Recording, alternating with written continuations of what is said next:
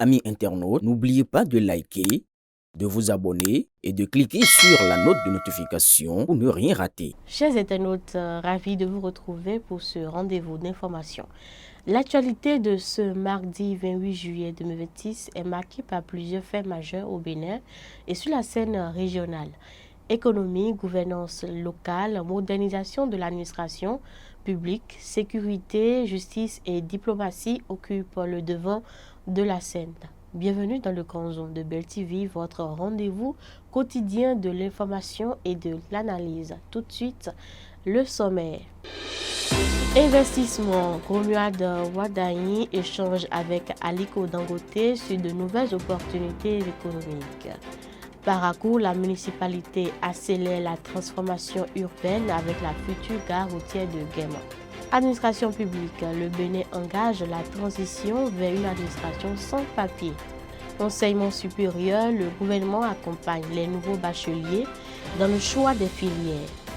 Le directeur général de la police républicaine annonce la tolérance zéro contre le rançonnement sur les routes.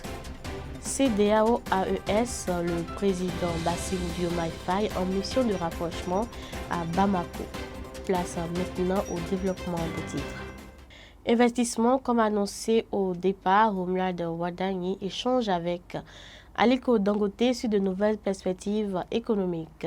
Le Bénin poursuit sa politique d'attractivité économique auprès des grands investisseurs africains. Le président de la République du Bénin, Romuald Wadani, a reçu ce mardi 28 juillet au Palais de la Marina le milliardaire nigérian Aliko Dangote. Les échanges ont porté notamment sur les opportunités d'investissement et les perspectives de partenariat dans plusieurs secteurs stratégiques. Cette audience intervient dans un climat de renforcement des relations économiques entre le Nigeria et le Bénin.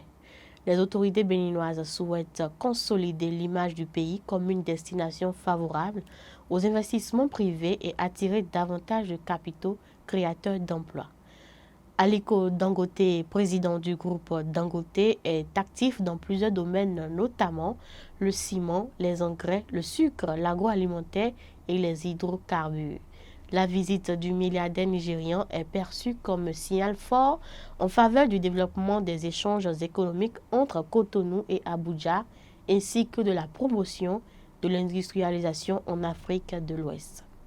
À Parakou, le maire Zulkifli Zakari accélère la modernisation de la cité des Kobourou. La transformation de l'ancien marché de Guéma en gare routière moderne s'inscrit dans une ambition plus large de réorganisation et de modernisation de la ville de Parakou. Depuis son arrivée à la tête de la commune, le maire Zulkifli Zakari multiplie les initiatives visant à améliorer le cadre urbain et l'attractivité de la troisième ville du Bénin. L'ancien marché de Guéma était progressivement devenu un espace marqué par des occupations irrégulières, des difficultés de circulation et des préoccupations sécuritaires.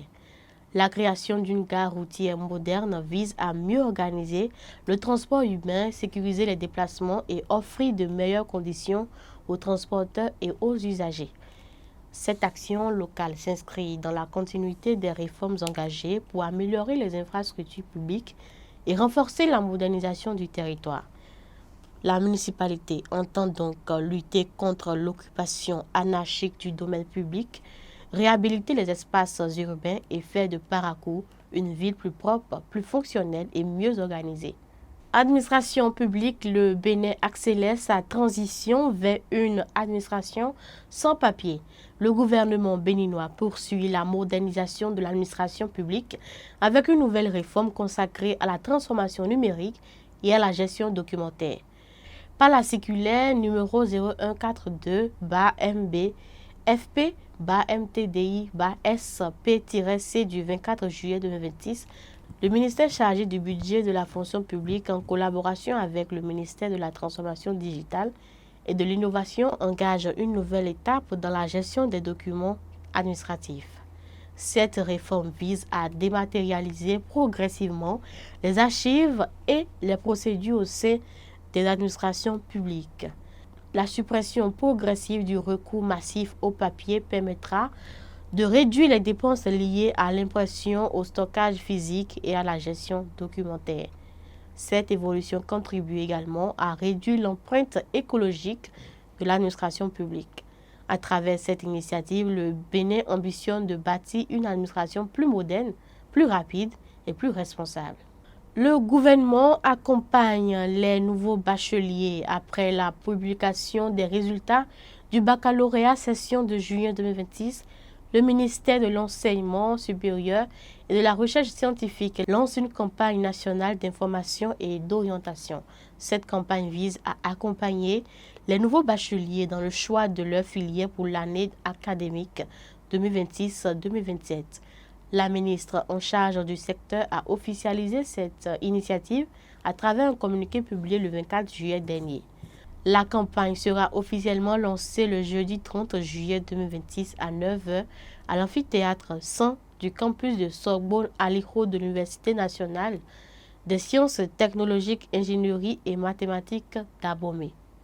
Le gouvernement souhaite permettre aux jeunes diplômés de mieux comprendre les opportunités de formation disponibles et de faire des choix adaptés à leurs ambitions professionnelles.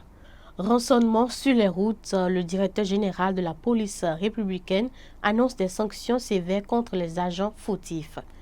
La police républicaine renforce sa lutte contre la corruption et les pratiques de rançonnement sur les axes routiers. Le directeur général de la police républicaine, l'inspecteur général de police de deuxième classe, Brice Alowanou, a annoncé le 27 juillet une série de mesures destinées à mettre fin au comportement déviant de certains agents. Malgré les réformes engagées, notamment la suppression des barrages routiers et la mise en place des patrouilles corridors, certains agents continuent d'être accusés de pratiques contraires à l'éthique. La hiérarchie policière annonce une politique de tolérance zéro contre la corruption et le rançonnement. Tout agent pris en flagrant délit pourra faire objet d'une procédure disciplinaire pouvant conduire à la radiation sans exclure d'éventuelles poursuites judiciaires. Les populations sont invitées à signaler les abus à travers les numéros verts disponibles 117 pour la police républicaine, 166 pour le ministère de l'Intérieur et 155 pour la présidence de la République. Le directeur général de la police républicaine appelle les usagers à exiger les procès verbaux et à refuser toute négociation illégale. La police républicaine affirme vouloir renforcer la confiance entre les forces de sécurité et les citoyens.